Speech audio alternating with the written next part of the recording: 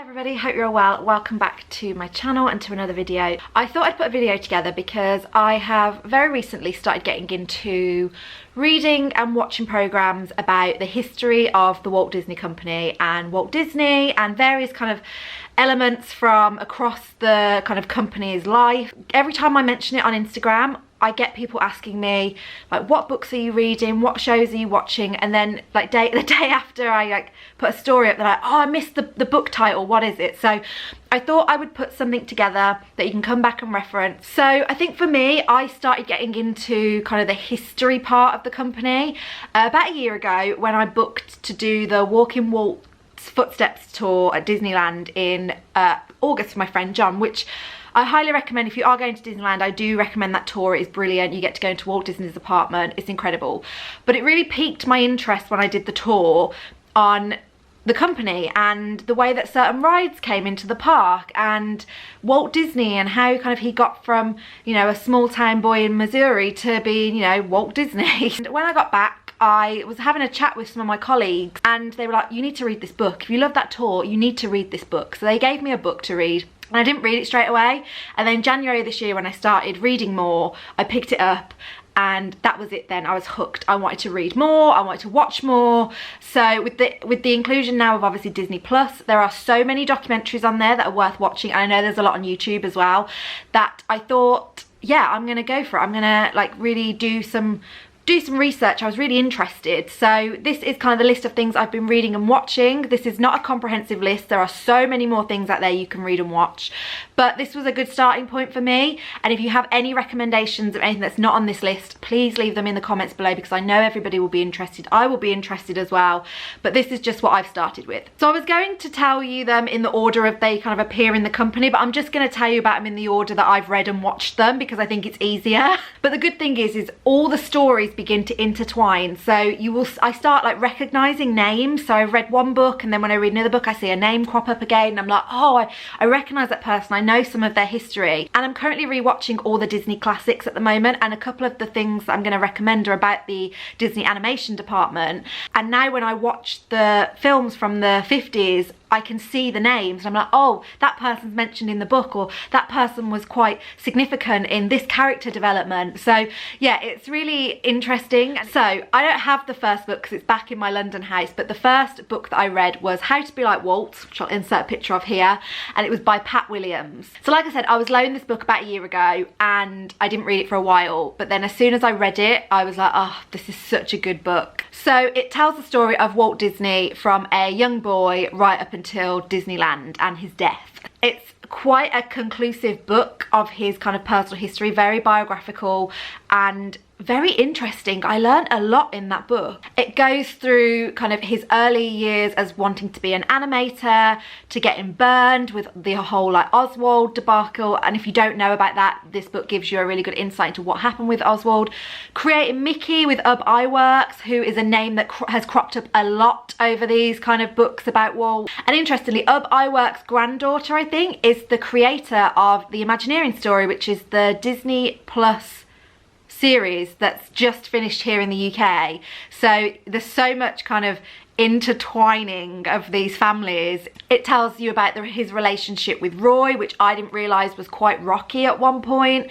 Successes, failures. It tells you about him trying to create Disneyland. It even goes to the point where it tells you about where some of the key players in Disneyland were when they heard that Walt died. There's, without spoiling it, there's a bit when, because they're building pirates at the time, and I was a bit like, oh, and I did actually shed a tear. It was quite sad reading the accounts of people that knew him and loved him, and there was a whole bit about whether they should open Disneyland that day, and then Lillian Disney saying, you've got to open Disneyland, it's the right thing to do.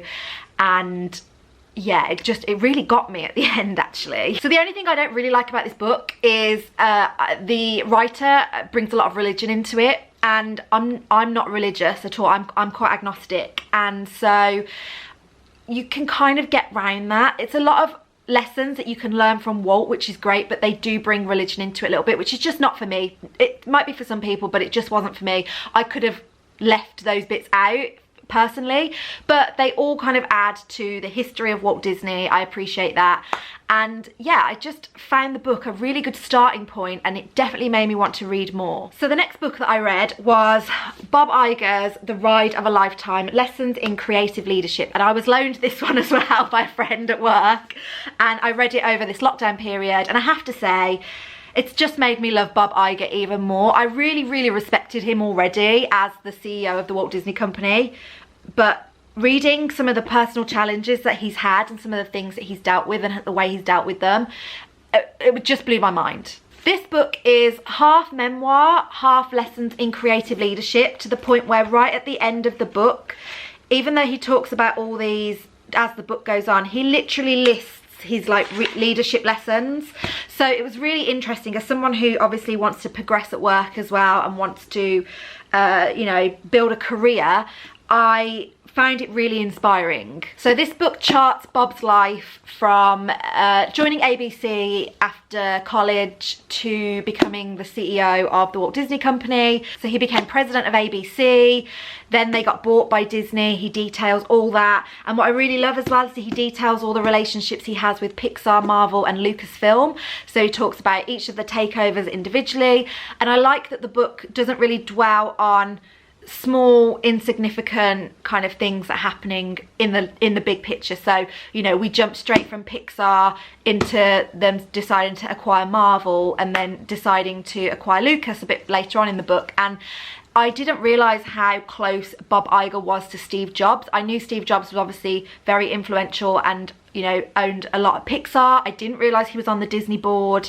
And there's a bit in there that talks about Steve Jobs' death as well, which is very sad. And just how Bob salvaged that relationship. The Disney-Pixar relationship was not in a great place when Bob Iger took over, and he managed to really bring that back to the point where Disney were able to buy them for like 7 billion. So it's just a fascinating read. And I think this is a great mix of company history and modern day Disney, and it's great. I highly recommend this. And I'm so sad that he's leaving, but you know, I guess he's got to retire sometime. So the third book I read was probably the longest, and I'm actually not done with it. I'm about 75% of the way through, but I have been reading it so intensely, and honestly, it will blow your mind. So actually, Bob Iger references it in The Ride of a Lifetime and disputes some of the facts in it. But actually, I think that as I'm reading it now, I've realised that the writer also disputes some of the facts, because he basically takes a lot of different people's versions of events and he leaves some footnotes saying these don't correlate or these correlated when I spoke to both of them. So you have to take it with a pinch of salt. It is DisneyWar, and it charts the time at Disney between 1984 and 2004, which is the Michael Eisner as CEO era, and it's pretty much about Michael Eisner and how he kind of rose to the top and then the demise started, which obviously then left us with Bob Iger taking over the company. Like I said, the first thing to say, it is long. It is 550 pages, and I'm not talking about 550 pages of big text. It is teeny tiny text. It's by James B. Stewart, who I believe is a journalist, but don't quote me. He's wrote a couple of books like this, a few exposés on companies and CEOs. I'm reading it on my Kindle, and I would say it's definitely a prequel to the Bob Iger book. Like if you're looking to chart history, you know, from 1984 to the current day of the Walt Disney Company, this is it. Like, these are the two books to read. I actually really want to find something from the Roy Disney era and the Ron Miller era as well, see if I can really plug the gap. But for now, I'm quite satisfied with these books. Now, this book is very rich in detail and history, and I warn you, it is brutal. It shows a side to previous Disney management that was almost uncomfortable to read at times. And, you know, we always have to remember that Disney is a corporate business. They have a lot of shareholders who are expectant of them, and a lot of employees and cast members and people that really, really, you know, they have to deliver to. There's a lot of different personalities in the book, and I'll be honest, I'm still not really sure whose side I'm on because it's brutal. However, what this book really does give you a really great insight into is the Renaissance period at Disney and Disney Animation, and the Eisner and Frank Wells partnership, which started in 1984. Frank Wells was Michael Eisner's second in command, and he very sadly died in a helicopter crash in 1994, I think just before The Lion King came out. And for me, reading between the lines of the book, that is maybe where Michael Eisner's power started to decline. That's where the decline started to happen. He'd had this like metaphoric rise and people loved him, and he'd turned the company around. The fortune of the company was incredible. And then when he lost Frank Wells, I think the cogs started to come off slightly by the looks of it. Well, from this book, but it's just such a fascinating read. So it covers so many things. It covers them wanting to bring computers into the animation department. There's a lot in there about Jeffrey Katzenberg, who was head of the studios at the time of the Renaissance period, so Little Mermaid, Beauty and the Beast, Aladdin, The Lion King. It details Michael Eisner. It actually goes into quite a lot of detail about Michael Eisner and Jeffrey Katzenberg's relationship and how it started to sour before he left Disney. It covers things like, you know, the acquisition of ABC. Then it goes a bit sour after that, and it starts to talk about when Roy E. Disney resigns from the board in protest and the ousting of Eisner. So yeah, it's metaphoric rise, swift decline as well, not a swift decline as well, but it's really fascinating because it covers so much. It covers, you know, Euro Disney and the little bit of a disaster that it was. I knew Euro Disney was in debt when it first started, but wow. This book goes into the detail of exactly what the problems were there. What I will say is the first half definitely is, especially with the Jeffrey Katzenberg era, it's very Disney animation heavy, which is great. I love all that. That is where the company gets the bulk of, you know, not the bulk of their money, but that's where all of the IP comes from that they put in the theme parks. It's quite a integral department. And I'm amazed that in 1984, just before they took over, they were thinking of getting rid of them. Like, they were like, see you later, we're going to move you off the Disney lot. You've been ousted. You might get a little bit of budget, but that's it. And I didn't realise how integral Roy E. Disney, who's the nephew of Walt Disney, was in that kind of getting animation back in the game almost with Jeffrey Katzenberg. So definitely a one to read if you're one of the animation fans. Okay, so on to some things I've watched on Disney Plus. First one, the Imagineering Story. So I watched the last one yesterday when it aired in the UK, and I have to say, I'm a huge parks fan. Like, I would categorise Disney fans into certain kind of segments. You know, you've got your collectors, like your doll collectors, your pin collectors, you've got your park fans, you've got your movie fans. Like, you can spread across all three, but you're probably into one more than you're into the other. Parks is my jam. I love the parks. I've been so obsessed with them for so long. You guys know that from this channel. And any piece of park history I can get my hands on, I'm here for. So if you haven't watched Imagineering Story, it takes you from the development of Disneyland, then to Disney World, Magic Kingdom and Epcot. Then obviously Epcot was built at the same time as Tokyo Disneyland, so it covers that. Then it covers Hollywood Studios, Euro Disney, Animal Kingdom, Hong Kong Disneyland and the issues that they had there. Then we get to Shanghai and Pandora and Galaxy's Edge. So it's a really, like, it covers all the parks in the world, which is fantastic. They have interviews with some of the most famous Imagineers in the company, and I love that it takes from it was WED Enterprises, which is what Walt Disney set up the Imagineering department as, and then they tell you about when Michael Eisner changed it to Disney Imagineering and what they've been doing, how they constantly try and innovate. And actually in Bob Iger's book there's I think he says a phrase like innovate or die. So it kind of all fits in together and all ties in really nicely. What I really like about it is they admit when they got it wrong as well, and how they could improve stuff, especially around the opening of Disneyland. And guys and girls, get your tissues out, because there's a bit in the last episode where Bob Iger is opening Shanghai Disneyland and they mirror it with Walt's speech. And Adam looked over at me and he was like, oh God, I know what's gonna happen here. And I'm like, oh my God, this is insane. But I would really recommend it. I don't think I need to tell any Disney fan about Imagineering Story. If you've got a Disney Plus profile, it's incredible. Go and watch it if you're a park fan. So back to Walt Disney animation, back to the Eisner era actually, and it's called Waking Sleeping Beauty, which is on Disney Plus. It's a documentary and it first aired in 2009, so it's quite an old documentary, and it charts kind of the weird time at Disney Animation when they weren't really making any hits. So there was, you know, the Black Cauldron is very prominent at the start and how it just lost so much money. Then all the arguments about changing the name for Basil the Great Mouse Detective, and then Oliver and Company, and then Little Mermaid and the meteoric rise of the Renaissance period. It tells you about all the fights, the animosity, the fact that they got moved off the lot for live action, that they had nothing to do at one point, the animators, and just the story of how they clawed it back. If you're a Beauty and the Beast fan, there is a lot of airtime in this for Beauty and the Beast. I literally called my friend Nick and I was like, have you watched this programme? And he was like, no, it's called Awaken Sleeping Beauty. Why would I watch it if it's about Beauty and the Beast? I was like, you need to watch it, seriously. I learned a lot about Alan Menken and Howard Ashman, who was Alan Menken's partner, who sadly died before they released Beauty and the Beast. I actually have always just credited Menken for the work, but actually Howard Ashman is so integral in, you know, Little Mermaid, Beauty and the Beast, Aladdin.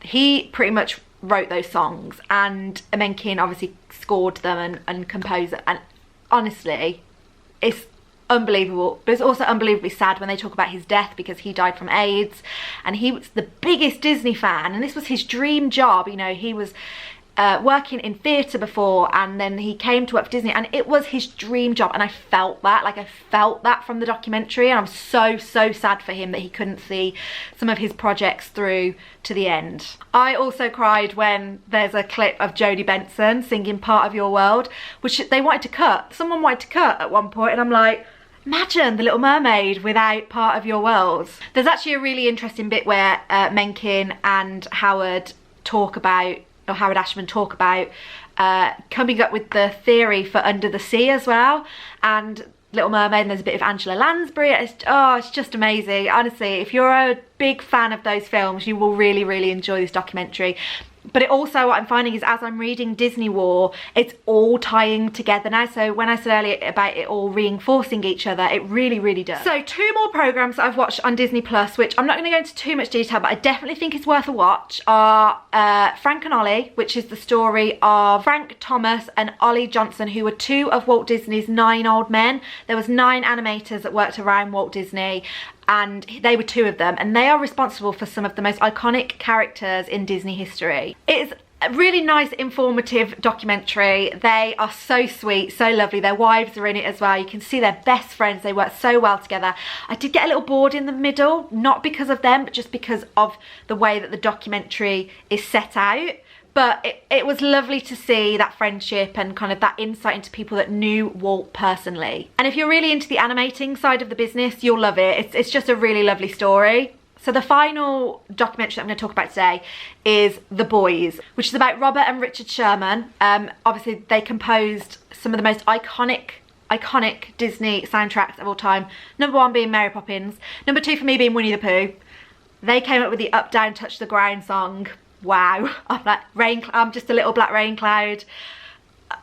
I didn't know that. I just didn't know that, and I was like, oh my god, this is great. And even Adam was watching it with me, and he was like, wow, how did you not know this? I think for me, the bit that really sparked my interest, apart from the Winnie the Pooh bit, is how much they've done for the parks. They came up with the It's a Small World song. They came up with the Tiki Room song. It's just a fascinating history into the music behind Disney, whether that be in films, whether that be in the theme parks.